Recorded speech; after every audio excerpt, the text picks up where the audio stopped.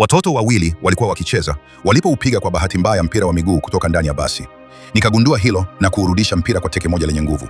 Mpira ulifuata mzunguko mkamilifu na kutua moja kwa moja mikononi mwa mtoto aliyekuwa ndani ya basi. Uwezo wangu wa ajabu wa kumudu mpira uliwashangaza wote waliokuwa wameona tukio hilo. Wakati huo, kocha wa mpira alikimbia kuja kwangu na kunialika kuwa kocha msaidizi kwenye timu yake.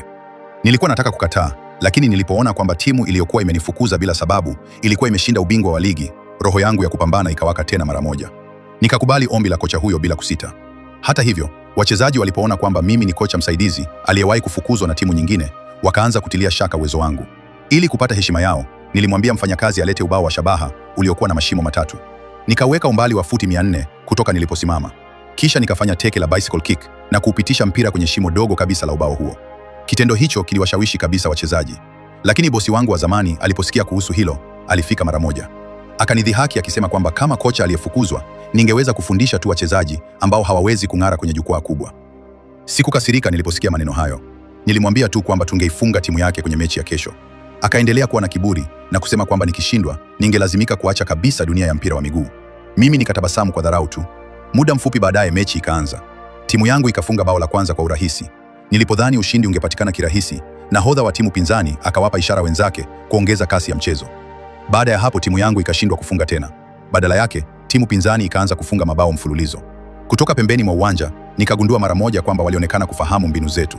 Kile ambacho sikujua ni kwamba bosi wangu wa zamani aliyekuwa fisadi alikuwa amemhonga mmoja wa wafanyakazi wetu. Mbinu zetu zilikuwa zimevuja kwa timu pinzani. Nilipotambua kuwa kuna kitu hakikuwa sawa, nikabadilisha haraka mkakati wetu. Nikawaambia wachezaji watumie mbinu ambazo walikuwa wamezifanyia mazoezi kwa siri. Kipindi cha pili kilipoanza, timu ikaonyesha nguvu zao za kweli. Wakafunga mabao mfululizo na kupunguza tofauti ya magoli kwa haraka. Hata hivyo, wapinzani wakaanza kufanya faulo za makusudi. Mbaya zaidi, mwamuzi alijifanya kama haoni chochote na akakataa kupuliza filimbi. Wapinzani wakawa wakali zaidi na wakaongeza tena tofauti ya mabao. Hatimaye, mmoja wa wachezaji wetu akaumia kutokana na faulo. Ndipo mwamuzi akapuliza filimbi kusimamisha mchezo. Mchezaji huyo alipokuwa akitolewa nje ya uwanja, hali ikazidi kuwa mbaya. Hatukuwa na wachezaji wa akiba na zilikuwa zimebaki dakika 9 tu kipindi cha pili kiishe. Tulihitaji angalau mabao 5 zaidi ili kushinda. Nikikabiliana na dhihaka za wapinzani na kuona sura za kukata tamaa kwa wachezaji wangu, nikafanya uamuzi mkubwa. Niliamua kuingia uwanjani mwenyewe. Lakini kufunga mabao 5 katika dakika za mwisho haikuwa kazi rahisi. Hata watangazaji waliamini kwamba timu pinzani ilikuwa tayari imehakikisha ushindi. Mara tu nilipoingia uwanjani, nilionyesha uwezo wa ajabu wa kuruka.